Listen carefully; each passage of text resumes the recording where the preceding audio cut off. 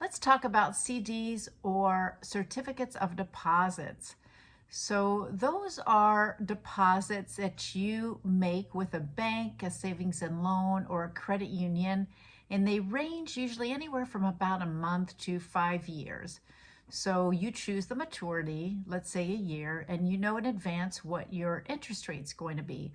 So they guarantee to pay that interest rate over that period of time, and they guarantee your principal back.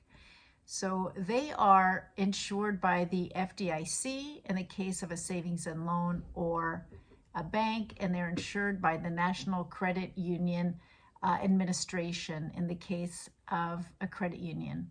So in the event that the bank or credit union becomes insolvent, that insurance will kick in and you are insured up to $250,000 per depositor.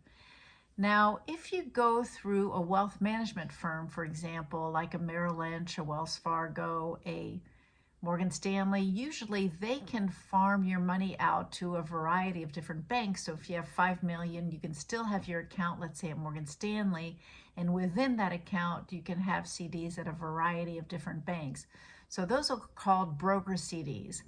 And usually if you get out of your CD early, you pay a penalty, and maybe it's several months of interest that you forfeit.